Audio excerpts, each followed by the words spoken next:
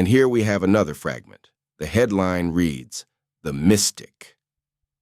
The body reads, "The mystic sees unity in contradiction, the curvature of the plane, and finds success in failure." Let us begin, as all honest things do, with contradiction, for the world itself begins in it. The mystic does not fear contradiction. No. The mystic walks into contradiction, bows before it, and makes a home there. And what for the logician is a crisis, for the mystic is a cradle. A paradox is not a problem to be solved.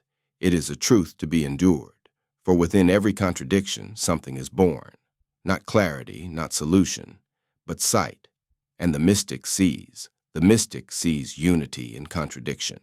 That is the first line. And it must be the first line. All the rest follows from this. Now, if you are trained in dialectic, you may say, "Ah, this is Hegel's ghost. Come to pay a visit." You may wish to reduce the mystic to a higher synthesis of opposing forces. You may wish to fold contradiction into development or progression or history. But no, the mystic does not see contradiction as a means to an end, but as a resting place in itself. Contradiction remains. The mystic does not wish to resolve it, but to inhabit it. Not to dominate it, but to be shaped by it. For the mystic does not say, "Both are true," and move on. No. The mystic says, "Both are true," and stays. Stays until the flame rises. Stays until their very breathing changes. The curvature of the plane. The second line. The curvature of the plane, a peculiar phrase. But you must not mistake it for geometry alone. This is not Euclid. This is not a clean slate or an XY axis. No. This is the distortion of the flat by the presence of force. The warping of the level by the weight of the real. The curve is not a flaw. It is the evidence of gravity. In mystical seeing, what first appears straight becomes curved, and what was once expected to be a line becomes a loop.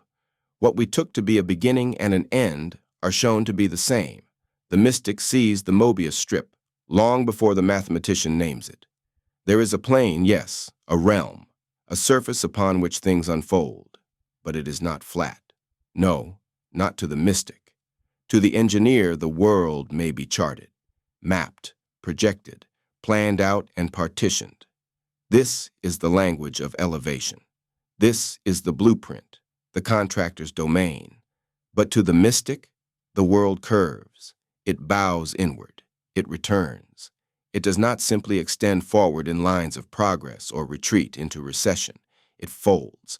It breathes. It bends under the weight of love, of time, of loss. This is what is meant by the curvature of the plane. It is not an error. It is the hidden shape of the real. Success in failure.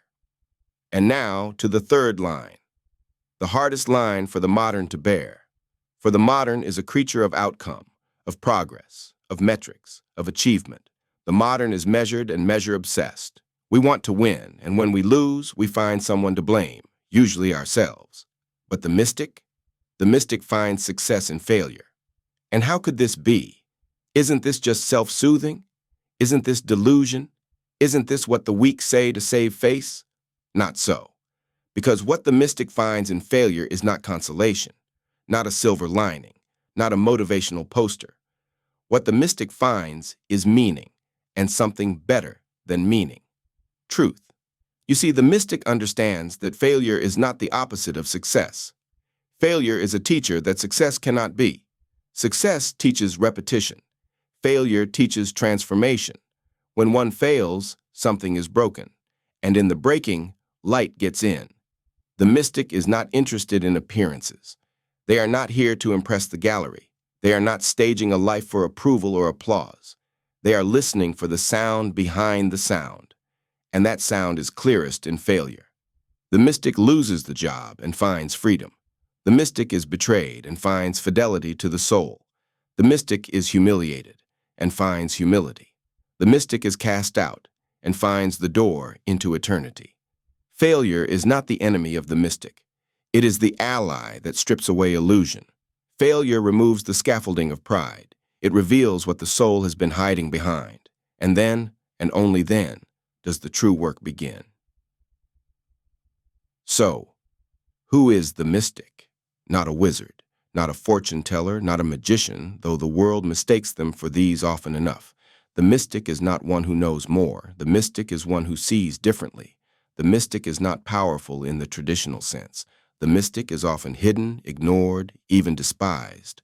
For the mystic cannot be bought, cannot be made into a mascot, cannot be deployed for cause or campaign. The mystic sees through all that.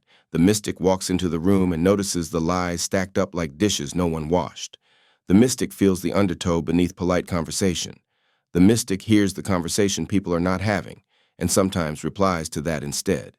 This is why mystics are inconvenient. They do not respond to appearances. They respond to essence. They don't care what time it is. They care what hour it feels like in the soul. Mysticism is not escapism. Let us make something clear. The mystic is not an escapist. The mystic does not drift into fantasy to avoid the real. On the contrary, the mystic is more real than most can tolerate. Mysticism is not abstraction. It is hyperpresence. The mystic is not spaced out. The mystic is tuned in to the stillness behind the noise, to the pattern behind the chaos, to the breath beneath the breath.